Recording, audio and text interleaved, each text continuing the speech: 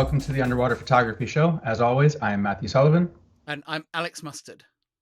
And today we are doing Inspirational Instagram number 3.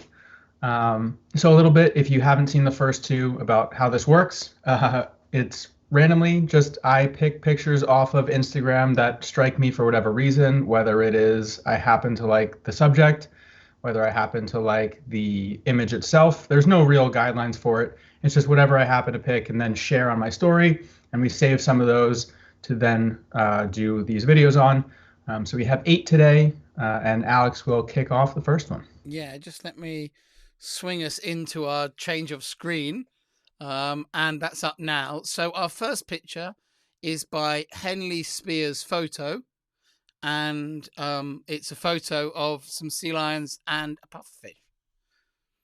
So frankly, this entire thing could have been recent pictures that Henley has posted because I have a lot of them saved. So we're gonna have to spread them out a little bit. But this one I love because the pufferfish just looks, I mean, obviously he's fighting for his life here, but he looks super funny and cute while he's doing it, and looks so indignant. He's got the fins up, he's fully inflated. It's a really cool behavioral moment as well.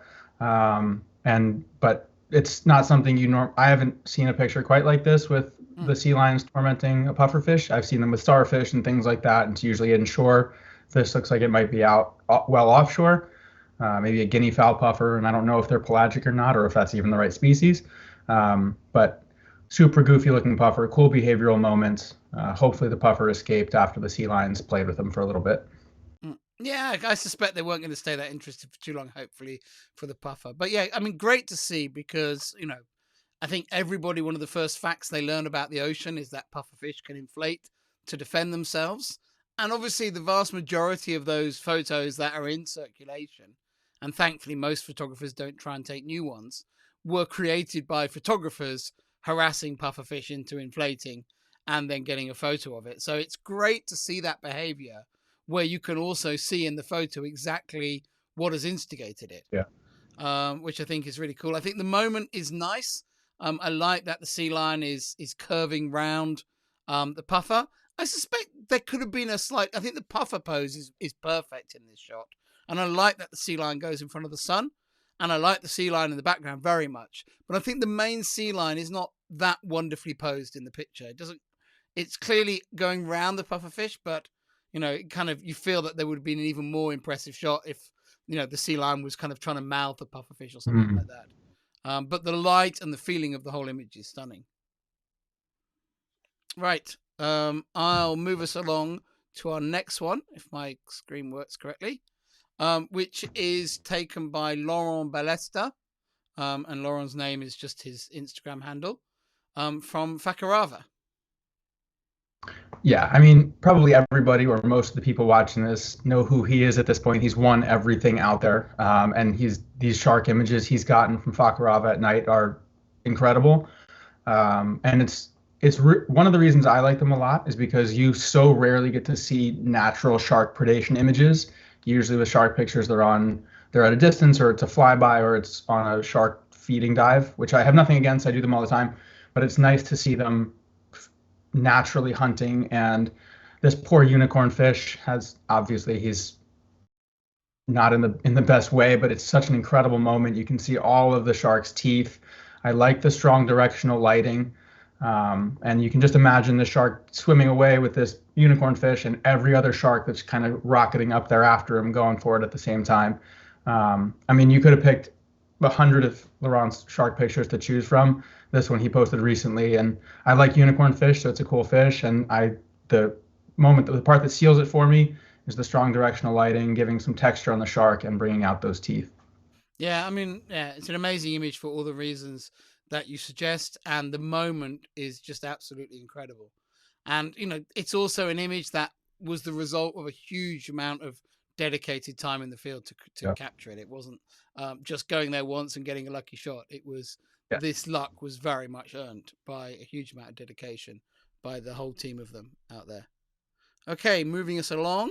Number 3 is by P. Clemone, which is a photo, or Pietro's got his name at the bottom as well, from, I would guess, probably maybe Bali, but I don't know. I haven't got the caption up there, so I didn't think to look. yeah. And I And think I it's a normally I'm Ubrankus Nudie Brank, but it's stretching my Nudie Brank ID to be sure. We have lots of Ubrankus in the cold water, and I think this is they're much less common in tropical water, but I think it's a Ubrankus. So I I'm not a huge Nudie Brank guy, but this one's pretty cute, and the lighting is perfect with that slight backlight rim light, and you can really see all the bubbles and the rhinophores on them and everything. And I like the bit of rim lit sand as well. So normally I just kind of blow through Nudie Brank pictures, and with a few exceptions. I like the Melodies, which one of which we talked about last time on the last Instagram one. But this was just a nice portrait, and it's more about the lighting for me than the subject. yeah, but I think it's the lighting is particularly well chosen for the subject, which I think, like is what you said. It really makes the most of this subject. Just a simple side on nudie, but the lighting, it looks like glass crystal. The sort of the big processes on the top, the serrato on the top, and then you get sort of the punch of color and the detail coming from the foreground. So the lighting is just absolutely spot on with this one. Okay, moving us along to our next one, which is by Saeed Rashid 01, and a picture of I think it's a marbled snake eel in Lembe. Yeah, so I like snakes. I like snakes. I like snake eels. I like all long, slithery things. And the rim light here, I think, is perfect. The little bit of highlight on on the left side of the image would be nice if that were toned down or blocked a little bit more. But the rest of the rim light's flawless. The fill light's perfect. I like the choice of the blue in the background. It would have been interesting to see white, just to see, and I generally prefer the white backlight to blue. But also, I know that this is a tough shot because at least here, a lot of the snake eels are very, very skittish. So setting something like this up would be damn near impossible.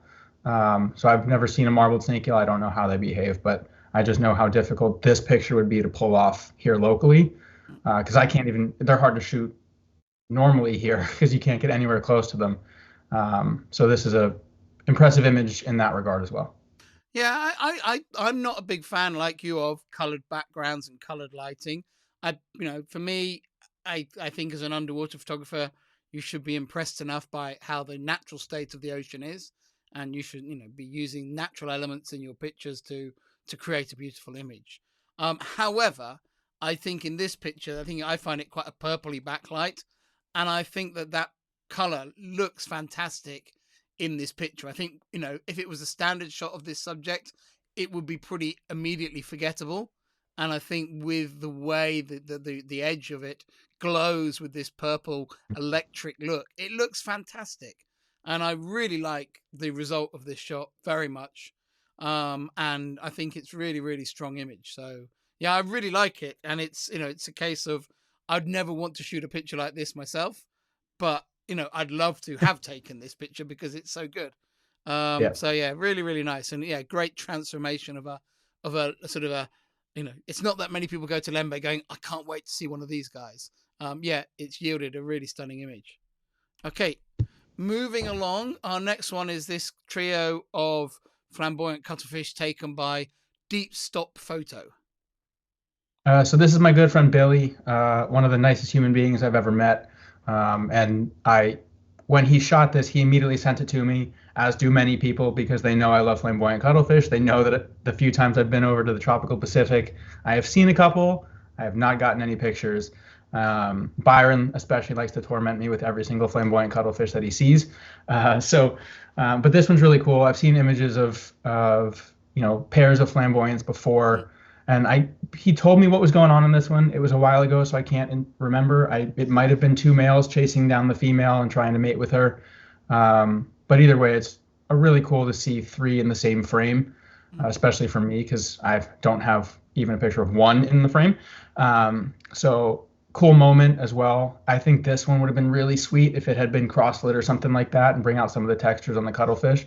But I can imagine if they're constantly moving and doing all that kind of stuff that it might be more difficult to pull something like that off. But they're one of my favorite animals and it's a unique picture, so I felt it deserved to be shared. Yeah, I really like it. It is unusual to see three flambeaus together like this. I mean, normally the females are quite a bit bigger than the males, and these three look quite similar in size, which makes it quite hard to work out which one's which. But I would suspect, looking at the picture, that perhaps the one at the bottom is a female and the other two are males competing over her, but it could be the other way around. It's common with the bigger cuttlefish species that a male will really try and position himself between the female he wants to mate with and a rival male. So that's kind of why I read the picture that way, with the female being the one at the bottom, but I'm not really sure. I find the white balance is a little bit off on this. I think it probably needs a little bit more of a white balance tweak. I find the result a little bit greeny, and it could probably just do with a little bit more tint in the conversion, just to I think that would really help the colors actually. But it's a very minor point. I really love the formation of the three. So yeah, it's really interesting. I am somewhat colorblind, so I struggle with colors quite a bit. So if there's color issues in any of these, it's really minor. I was mentioning that in case your friend Billy was watching. Yeah. He might want to just go and have a quick look at that. Maybe it's optimum, but as it looks on my screen now, it's just a little bit greeny. Right, let's move on to the next one, which is by Tiare Boys, if I've read that correctly, because unfortunately it's behind something on my screen. I can't quite read it correctly. I think it's buoys, because I think she makes buoys or designs buoys. Yeah, so in English, or in England, sorry, in England English, we pronounce what you call a buoy as boy as well.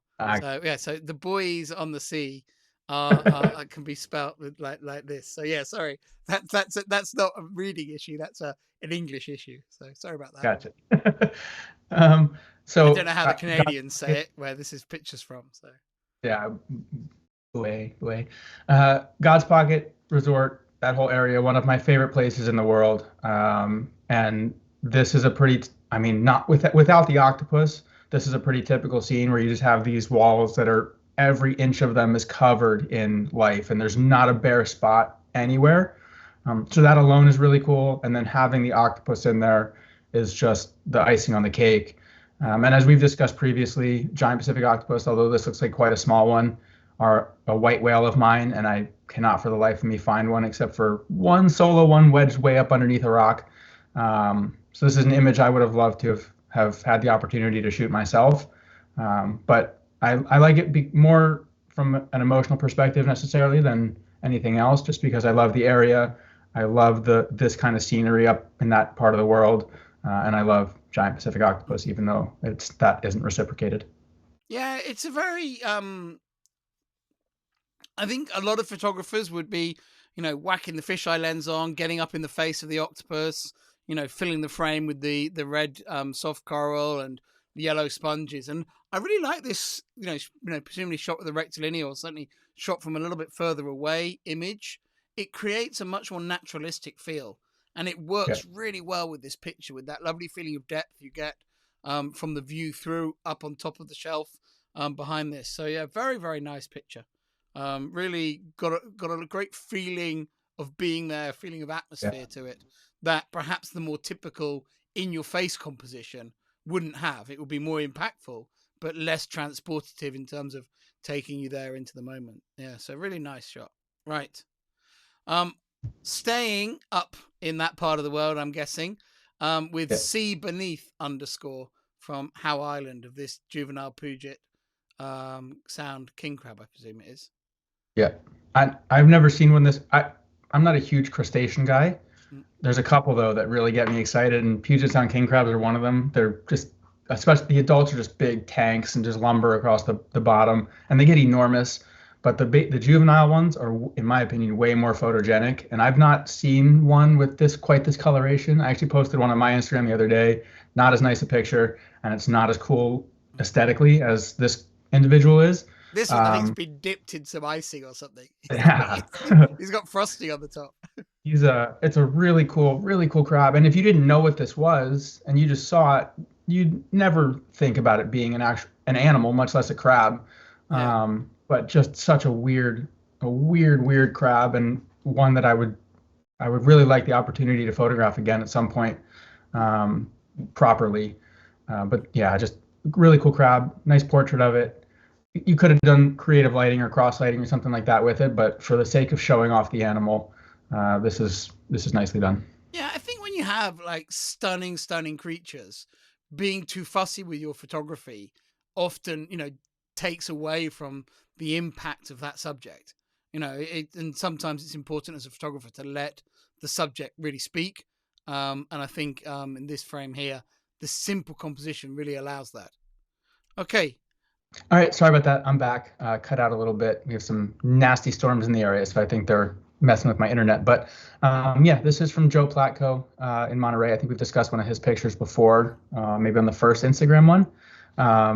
And I know there's a lot of lion's mane jellyfish pictures out there, but one thing that I love about Joe's stuff is he shoots a lot of it still on film, which gives a pretty unusual aesthetic, I think, especially these days when everything is super clean and digital. I kind of like the loss of image quality, for lack of a better term. It's just the lighting on this is beautiful, highlighting the bell and then some of those tentacles. You have the sun rays in there and just a couple fish, and then surrounded on the edges by kelp. It's a nice picture, and then it gets bonus points from me because he's shooting it with natural light on film, which I think is really cool, especially in 2024 or 2023. Yeah, and do you know if Joe's shooting on black and white film or he's shooting on color slide and making it black and white in post? I believe the ones he's shooting in black and white are using black and white film, because he's done some with color as well, but I think this one was black and white if I recall correctly. That's very cool. And I have to say that, you can pick up an old Nikonos relatively cheaply, and it's a very easy thing to take down as a second camera. And actually you can get a completely manual one and use your primary camera to help you set the exposure and things. So yeah. It can be a fun thing for people to try if they're interested in that. Right, I think then that's a good spot for us to be wrapping up.